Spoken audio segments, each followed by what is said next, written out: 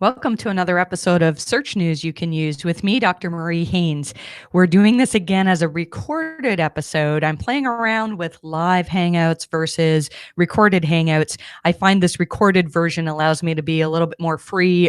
Perhaps as I get better at doing these Hangouts, we'll do some live ones. There's a lot of stuff to talk about this week. It looks like there was a significant update in terms of algorithm changes. This is something that's probably link related. So I'm going to give my thoughts on that.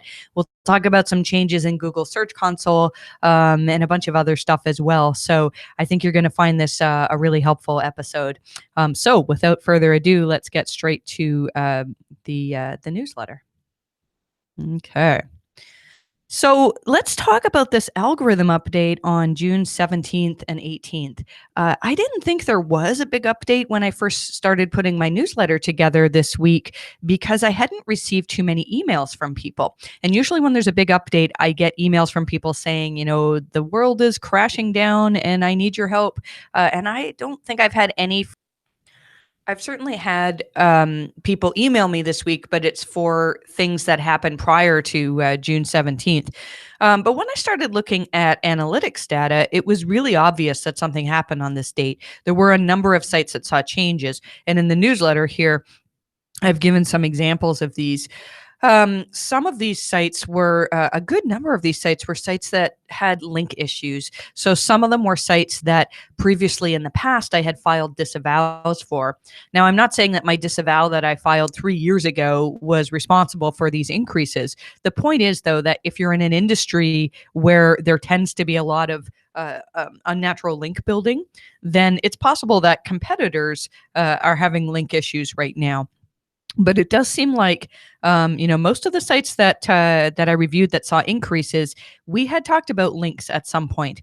There's one site that unfortunately I don't have a graph for here, but there's one site that we talked to that saw big decreases on May 24th and further decreases on June 17th.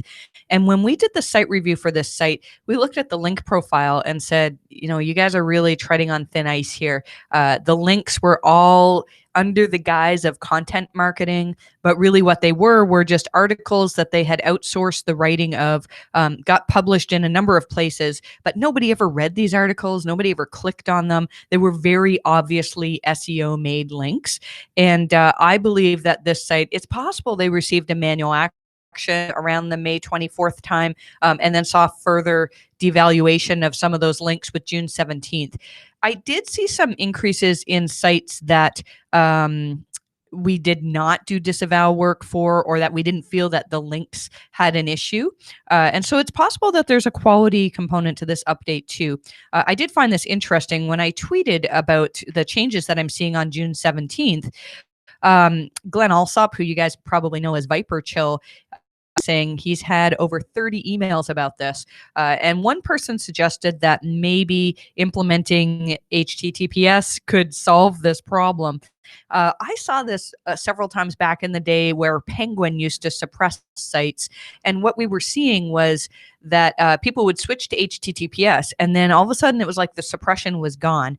And I believe that what happens here, HTTPS, Google sees that as a whole new site change. And so it's reevaluating you with brand new signals.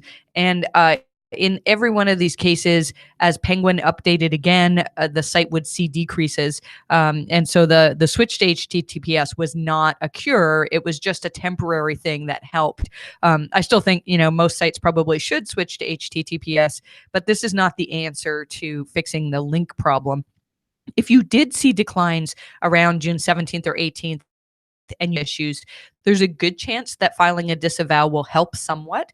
The only thing is, though, that if you were only ranking on the power of these unnatural links, disavowing is not going to bring that page rank back to you. So, I am sort of leaning towards disavowing for sites that have a very, very unnatural link profile. If you have links where you would be really, really reluctant to have the web spam team look at them, then probably you need to file a disavow. But my suspicion is that if you were affected by this update, there may not be a lot that you can do to recover, because I think that Google is getting better at figuring out which links they actually want to count. This is interesting for some people. Google's released a new prayer time box. It's interesting, but it also means it's just one more thing that Google's taking information that used to be presented on somebody's website, and now there's no need to go to a website for that. It's kind of cool now. You can add directories in Google Search Console. So if you want to track perhaps your news directory or your blog directory separately from your main site, then that's something that you can do. And I see a number of sites that do that.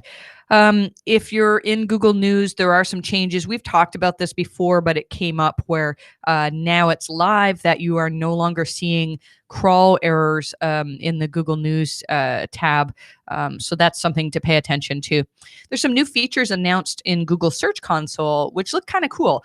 If you don't have them yet, it's going to take a little bit of time to roll out, probably a few weeks. I don't have any of these new features, but apparently what you can do is you can look at individual URLs and quickly see, is it indexed? Does Google consider this the canonical link? So these are things that I think are going to be quite useful. We had a bunch of people talking about, and I had a bunch of emails too. I think Google just found new ways to find errors in AMP. So Barry Adams obviously does a lot of work with sites, work with news sites, and most of those have a lot of AMP pages. So you may want to check your email and see if you've received any warnings about AMP errors. I'm really proud of John Doherty doing this job marketing board for Credo. I think that's going to work well. I've always got some SEO jobs in the newsletter, but if you're looking for a job in the industry, then this is a great place to connect. So good job, John. I really like that.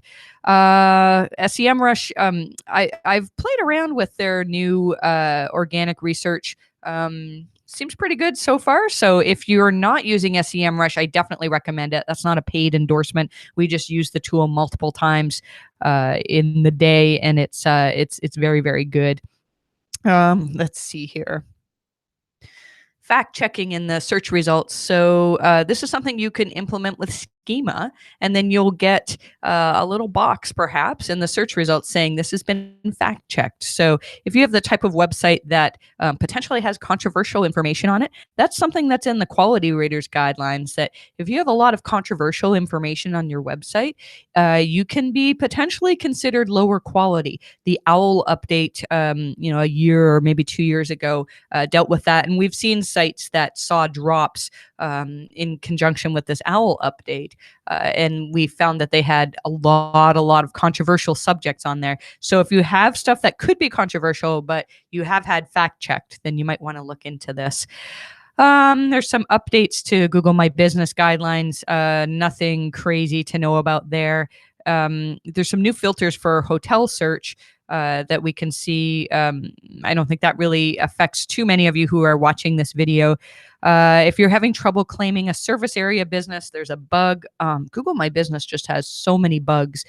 So if you're struggling, I'd say let's just leave it for a few days and hopefully Google will figure it out. I really like this tip here by Ben Fisher. If you're struggling to rank locally, then it might be that Google doesn't think you're actually in that city. So one thing you can do is Google your city and see where the outlines are, where Google says your city outlines are. And if your business is not in those city outlines, it's going to be really hard to actually rank in that city. And the question that always comes up, we've talked about this lots of times though, is can you just use a post office box inside the city? And no, you can't. That goes against Google's guidelines. If you have an office that's inside the city, that office has to be staffed during regular business hours.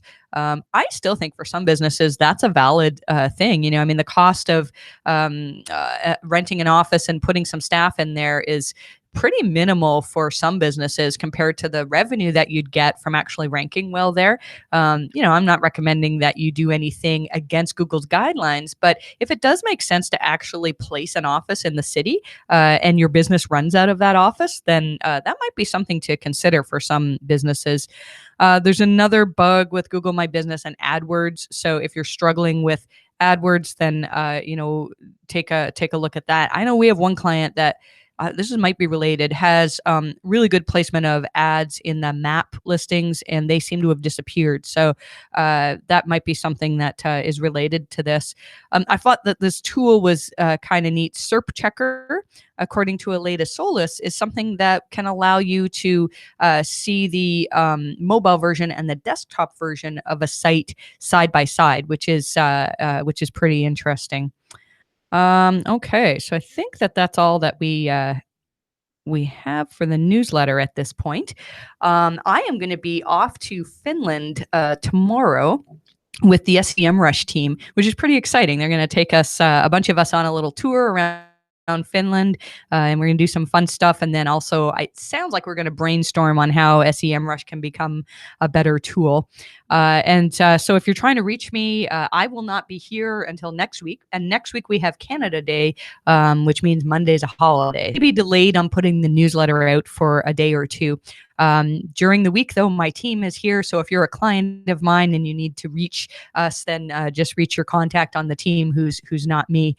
And have to report on. So I'm really hoping that Google has a relatively quiet week, as my time for producing the newsletter next week is going to be a little bit limited. But when does Google ever have a quiet week, right? As soon as I go away, there'll be a major penguin update or something. Well, maybe we just had a penguin update. So hopefully there won't be any more. The goal is at some point to do some occasional live hangouts again. I really want to. I'm working on an article to talk all about EAT, expertise, authoritativeness, and trust. And once we publish that, I will probably do a YouTube live and invite people to come and chat about EAT. And so that'll be something that we'll keep you updated on in the newsletter. If you're new to this, the newsletter is mariehaynes.com/newsletter. There's a free and a paid version. The free version tells you the basic news that Google has done for the week, and the paid version gives you a bunch of tips. There's some really cool tips this week in content creation, and also something that I think could be really cool to improve your EAT, which is something that a lot of businesses are trying to work on right now. As always, if you hit subscribe on this video, then you'll get updated when I put a new one out next week. And we have a podcast, which you can find on iTunes, Google Play Music, under either Marie Haynes or Search News you can use. And the podcast has different information than what's on here. There's actually a little bit more information. Some of the stuff from the paid newsletter is in the podcast as well.